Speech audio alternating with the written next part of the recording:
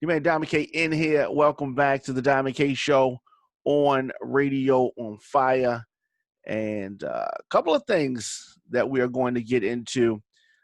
We are going to talk about the ban on hydroxychloroquine. We're going to talk about Tyler Perry paying for the funeral of Rashard Brooks. We're going to talk more about that case. The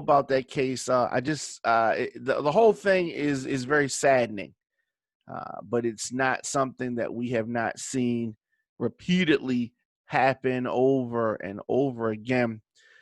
So we're also going to talk about Ezekiel Elliott and coronavirus and the Dallas Cowboys, several Dallas Cowboys reportedly having coronavirus, and it just continues to escalate. A lot of people think that the coronavirus situation is over with. It is not. So we're going to talk about that as well. Of course, on social media at the Diamond K Show, at Radio on Fire. So everyone is probably aware of the situation in Atlanta with Rashard Brooks. Happened on Friday. Members of Brooks' family, of course, heartbroken. They're speaking out today in his memory, determined that the tragedy of his death is going to spark some change, some much-needed change. Family said this: one of our biggest fears became a reality. This is his niece. Blessing, memory, and dream will never get to see their father again. Speaking about the death, the murder at the hands of the police of Rashard Brooks in Atlanta in a Wendy's parking lot, of all places, in a Wendy's parking lot. This gentleman was killed. So Brooks was 27 years old, and he died after that struggle with Atlanta police officers. And, you've seen the footage, and there's multiple angles coming out of it. 911 called, summoned the officers to Wendy's. The video released by the Atlanta Police Department shows the officers talking with Brooks for nearly 30 minutes. The struggle ensued when they tried to handcuff him. He ran a few steps, turned, and it was at that moment that the officer opened fired, killing him. The police chief stepped down at the behest of the mayor, and attorneys for Tyler Perry say that Tyler Perry is going to take care of the funeral expenses of Rashard Brooks. It's one of those situations, and we're going to talk about it later on tonight, 7 p.m. on Radio on Fire for the nightly news show. We're going to talk about policing. We're going to talk about defunding the police, and I'm going to have a member of the police department on the show so we can, have some tough conversations. Have some tough conversations about policing, how to handle things.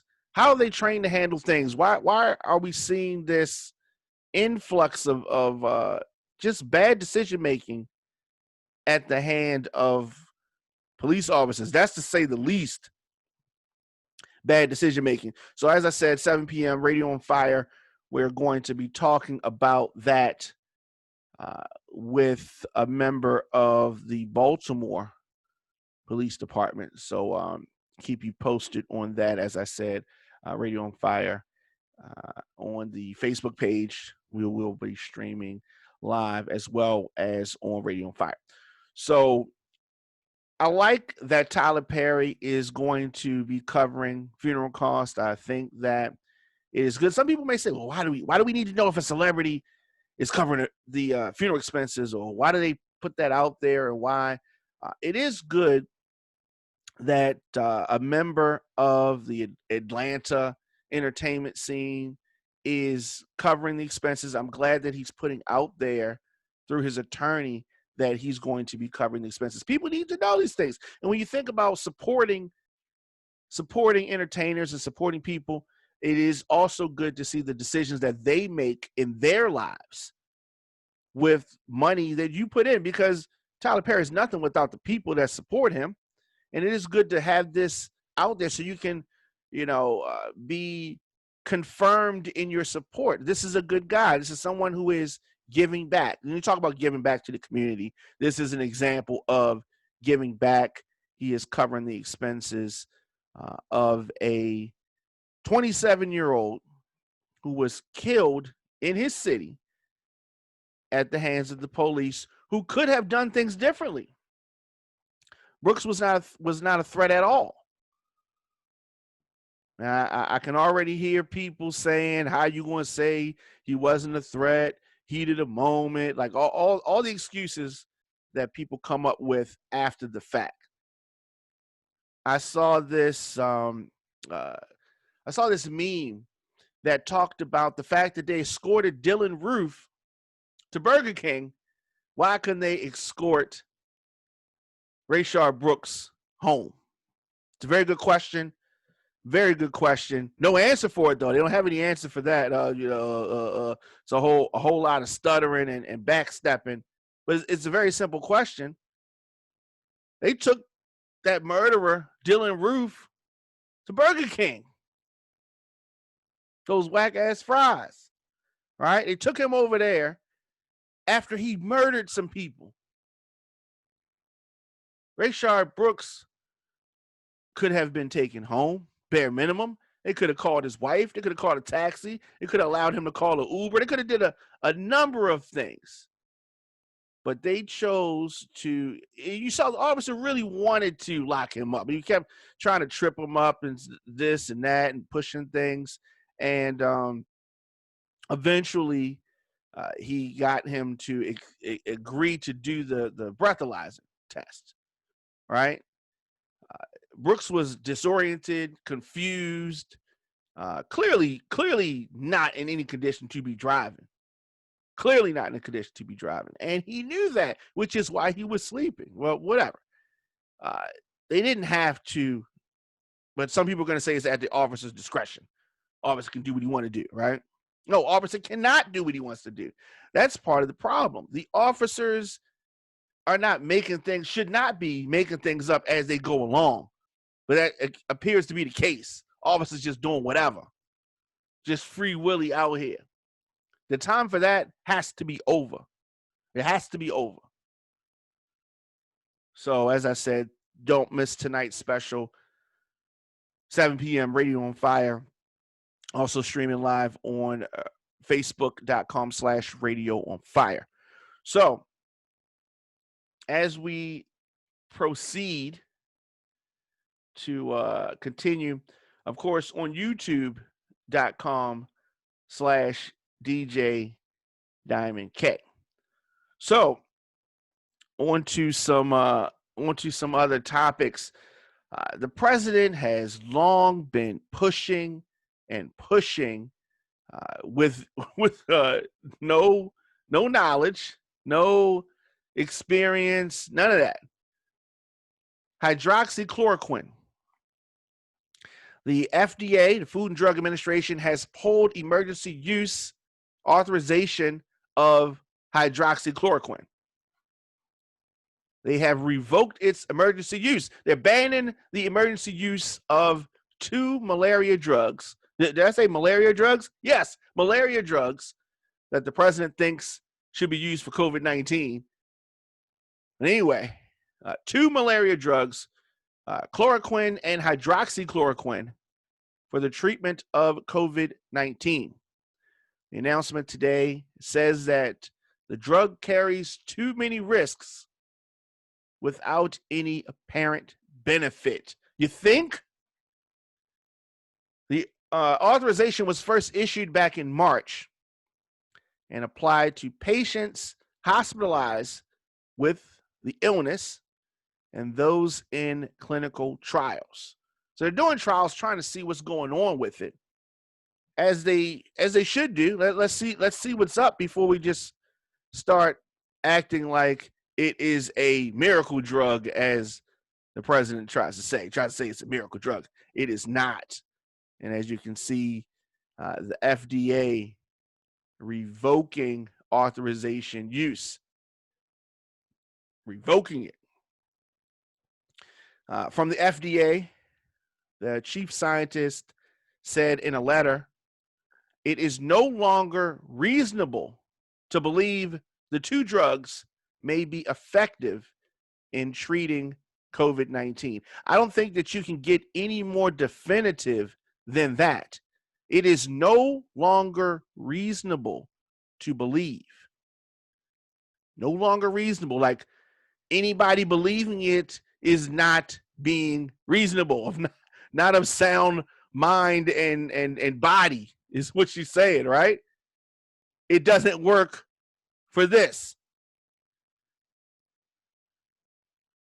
So she added, known and potential benefits of these products outweigh known and potential benefits of these products outweigh their known and potential risks. So don't take it, right? Leave it alone. President don't know what he's talking about. This should not be news, but for some people, this is news. They thought that president was an authority on medicine.